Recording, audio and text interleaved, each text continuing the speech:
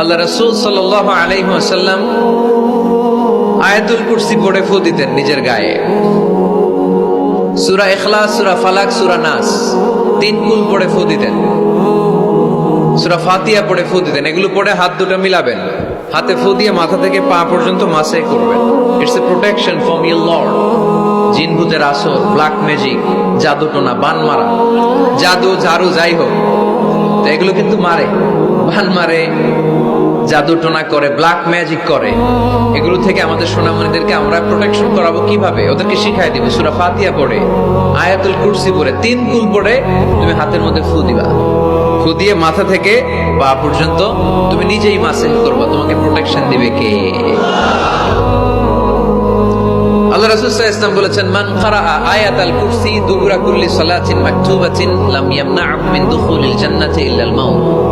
প্রত্যেক ফরজ সালাতের পরে যে ব্যক্তি আয়াতুল কুরসি তেলাওয়াত করবে, তার জান্নাতে যাওয়ার ক্ষেত্রে আর কোনো ব্লক বা বাধা নাই, একটা জিনিস ছাড়া, সেটা হচ্ছে মরণ, মৃত্যু। লোকটা মরে না তাই জান্নাতে যায় না, মরলেই জান্নাতি। এজন্য আজকে থেকে সূরা ফাতিহা বেশি বেশি পড়বেন তো। সাইয়েদনা আবু সাঈদ আল খুদরি রাদিয়াল্লাহু তাআলা আনহু বর্ণনা করেন, আমরা একবার মরুভূমিতে সফর করছিলাম। হঠাৎ দেখলাম মানুষের জটলা ডিঙ্গিয়ে ভেতরে যেয়ে দেখি এক লোক শুয়ে আছে, আর অন্য লোকেরা মন্ত্র পড়ে ফু দিচ্ছে। উল্টা পাল্টা মন্ত্র পড়ে ফু দেয় না? সুমন্তর সু, কালিকুত্তার গু।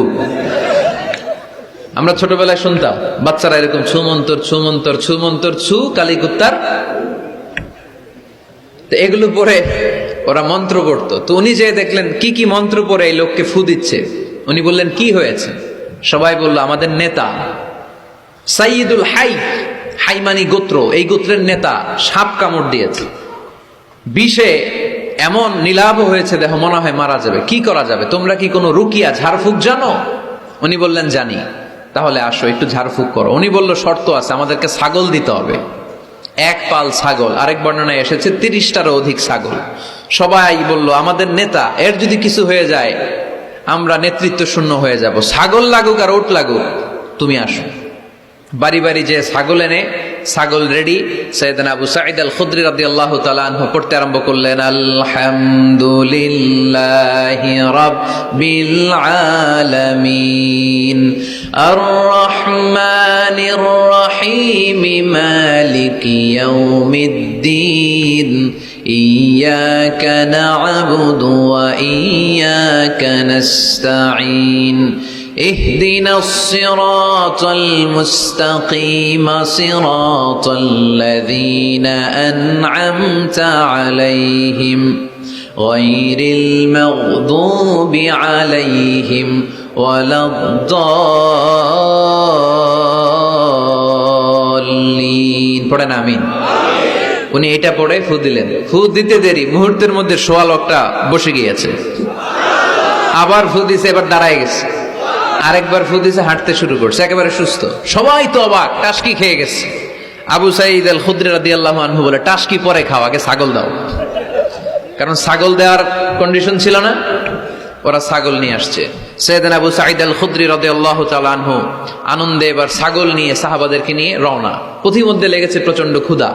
তখন তারা কয়েকটা ছাগল জবাই করে খেয়েছে। খাওয়ার পরে পেট যখন ঠান্ডা, তখন ব্রেইন সচল। উনি চিন্তা করতে আরম্ভ করলেন, হায় রে, কোরআন দিয়া ঝাড়ফুঁক করে যে ছাগল নিয়ে আসলাম, ওটা যে খাইলাম, এই ছাগল নেওয়া জায়েজ হয়েছে কিনা এই মাসালা তো নবীরে জিজ্ঞেস করি নাই। কিন্তু ছাগল তো অলরেডি পেটে যায় হজম, কি করা? মদিনাতে যে জিজ্ঞেস করবো। মদিনায় যেই আল্লাহ রাসূল সাল্লাল্লাহু আলাইহি ওয়াসাল্লামের দরবারে যে জিজ্ঞেস করলেন, ইয়া রাসূলুল্লাহ, এমন এমন ঘটনা, ঝাড়ফুঁক করে আমরা ছাগল এনেছি, এটা কি জায়েজ হয়েছে? আল্লাহ রাসূল সাল্লাল্লাহু আলাইহি ওয়াসাল্লাম বলে, জায়েজ হয়েছে মানে? অবশ্যই জায়েজ হয়েছে। কোরআনের দাম বাড়ায় দিয়ে আসছো মিয়া, ছাগল কিছু থাকলে আমার ঘরেও পাঠায়। সুবহানাল্লাহ পড়তে পারলেন না? ওয়ালাকাদ আতাইনাকা, বুখারীর হাদিস, ওয়ালাকাদ আতাইনাকা সাবআম মিনাল মাসানি ওয়াল কুরআনাল আযীম। নবী হে, নিত্য পাঠনীয় সপ্তবাক্য দিয়েছি, যেই দোয়া পড়ে ফু দিতে দেরি, অসুস্থ ব্যক্তি সুস্থ হতে দেরি হয়। এজন্য আল্লাহ ইরশাদ করেন, অনুনাজ্জিলু মিনাল কুরআনি মা হুয়া শিফাউ ওয়া রাহমাতুল লিল মুমিনিন ওয়ালা ইয়াজিদুয যালিমিনা ইল্লা খাসারা। এই কোরআনকে আমি শিফা হিসেবে নাজিল করলাম, এই কোরআনকে আমি রহমত হিসেবে নাজিল করলাম, এই কোরআনকে আমি তোমাদের জন্য হেদায়েত হিসেবে নাজিল করলাম। তোমাদের কোরআন রহমত এনে দিবে, বরকত এনে দিবে, শিফা এনে দিবে, কিন্তু জালেমদেরকে কিছু এনে দিবে না। ঠিক কি না? ওয়ালা ইয়াজিদিয যালিমিনা ইল্লা খাসারা। জালিমদের অকল্যাণ করবে, জালিমদের কল্যাণ নাই এই কোরআনে। জালিম যদি হেদায়েতের নিয়তে কোরআন পড়ে তাহলে কল্যাণ পাবে, তা না হলে কল্যাণ পাবে না। তো এখন থেকে আমরা যদি অসুস্থ হয়ে যাই, যেই সূরাটা পড়ে আমরা ঝাড়ফুঁক করব, সূরাটার নাম আরো জোরে বলেন, ফাতিহা। আসলে প্রতিদিন এই সূরাটা পড়ি, এই সূরাটার তাৎপর্য কি, মর্মবাণী কি আমাদের জানার দরকার আছে না? কিন্তু আমরা অনেকেই জানি না। জানি আরব বিশ্বে দেখবেন ওনারা যখন তারাবির সালাত পড়ে, আযাবের আয়াত আসলে কাঁদে, জান্নাতের আয়াত আসলে দরাজ গলায় তেলাওয়াত করে। আপনারা কি করেন? আমরা করি না। কারণ ওনারা কি পড়ছেন সেটা তাৎপর্য আর মর্মবাণী ওনারা অনুভব করছেন। গত বছরের আগের বছর না, গত বছর আমি হজে শায়েখ আব্দুর রহমান আসুদাইসির পেছনে নামাজ পড়লাম। উনি যখন সূরা কুরাইশ তেলাওয়াত করছেন, ফালিয়াবুদু রাব্বা হাযাল বাইত, এটা বলে তিনি কেঁদে দিলেন। কারণ উনি অর্থ বুঝতে পেরেছেন, আয়াতের অর্থ ফালিয়াবুদু রাব্বা হাযাল বাইত, এই কাবা ঘরের মালিক আল্লাহর ইবাদত করো, এই ঘরের রবের ইবাদত করো। আর ওই ঘরের সামনে দাঁড়িয়ে উনি ইমাম, উনি ওই ঘরের সামনেই দাঁড়ানো আর পড়তেছে এই ঘরের রবের ইবাদত করো। এটা যখন অনুভব করলেন উনি আর নিজেকে ধরে রাখতে পারলেন না, উনি কান্না জোড়ে দিলেন। উনার পেছনে আমরাও কাঁদতে লাগলাম, কারণ ইমাম যেদিকে মুসল্লিও সেদিকে, উনিও কাঁদে আমরাও কাঁদি, কারণ অর্থ বুঝতেছি তো। আবার জান্নাতের আয়াত আসলে এমন সুরের ঝংকার তুলে তিনি তেলাওয়াত করে, মনে হচ্ছে যেন এখনই উপর থেকে রহমত নাজিল হচ্ছে। ঠিক কিনা? কিন্তু আমরা যখন তারাবির সালাত পড়ি, আমাদের কখন যে আযাবের আয়াত গেল, কখন যে জান্নাত গেল, আর কোন দিক দিয়ে জাহান্নাম গেল, কোন দিক দিয়ে ইউসুফ নবীর কাহিনী গেল, কোন দিক দিয়ে আমার নবীর ঘটনা গেল, কিছু টের পাই। শুধু আমরাই টের পাই না এমনটা না, যিনি পড়াচ্ছে উনিও টের পায় না। ঠিক কিনা? এজন্য আমাদের চোখ দিয়ে দাঁড় দাঁড় করে পানি নামে না, আমরা অশ্রুসিক্ত হই না। জান্নাতের আয়াত আসলে আমাদের মজা লাগে না, কোরআনটারে মজা লাগাইতে হবে। ঠিক কিনা? বুঝতে হবে মাতৃভাষায়। স্মার্টফোন ইউজ করেন কারা কারা দেখি? ওরে আল্লাহ, সবাই স্মার্ট তো দেখি, এত স্মার্ট মানুষ এখানে থাকে। তো এই স্মার্টফোনের ভেতরে কিন্তু কোরআনের অ্যাপস ডাউনলোড করা যায়। কোরআনের অ্যাপস ডাউনলোড করবেন, করে আপনি পড়বেন, যা বলার আল্লাহ সব বলে দিয়েছে, নতুন করে আর কিছু বলবে না। বলবে? এই কোরআন শুরু হয়েছে বিসমিল্লাহির রহমানির রহিম দিয়ে, বা দিয়ে, আর শেষ হয়েছে যে সূরা দিয়ে, সূরাটার নাম সূরাতুন নাস। ওই সূরার শেষ আয়াতটি এরকম, মিনাল জিন্নাতি ওয়ান নাস, শেষে সিন। বা আর সিন মিলালে কি হয়?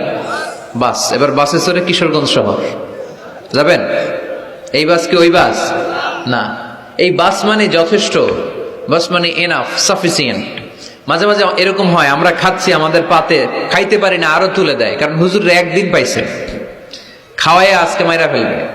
তো আমরা বলি বাস বাস, আর লাগবে না ভাই, আর পারছি না, বাস মানে যথেষ্ট আমার জন্য। তো আল্লাহ বুঝাতে চাইলেন 30 পারায় যা দিয়ে দিছি হেদায়েতের জন্য, বাস যথেষ্ট, নতুন করে কোনো কথার দরকার নাই। চিল্লায় বলেন ঠিক কিনা? It's a problem solving methodology, it's not a problem creating methodology. কোরআন কখনো প্যাচ লাগায় না, প্যাচ খোলে। এই যে সুতা দিয়ে বাঁধতে গেলে অনেক সময় প্যাচ লেগে যায় না, এটা কি বলেন আপনারা? গিট্টু। এই কোরআন কি গিট্টু লাগায় নাকি গিট্টু খোলে? সমস্যা তৈরি করে না সমাধান এনে দেয়? সমাধান চাও যদি জীবনে মরণে, ফিরে যাও খোঁজে নাও, চোখ রাখো কোরআনে। ঠিক কিনা? পড়েন সবাই। সমাধান চাও যদি জীবনে মরণে, ফিরে যাও খোঁজে নাও, চোখ রাখো কোরআনে। If you want the solution this দুনিয়া এন্ড আখিরা, go back, have a look to the holy কোরআনে। তাই না? সমাধান যদি চাই চোখ রাখতে হবে কোথায়? নাকি এটিএন বাংলার পর্দায়? আসিতেছে আগামী শুক্রবার। ওই পর্দায়, রঙিন পর্দায়, রূপালী পর্দায় যেই বইয়ের দিকে চোখ রাখতে হবে বইটার নাম কোরআন। কোরআন, প্রিফেস অফ দ্য বুক।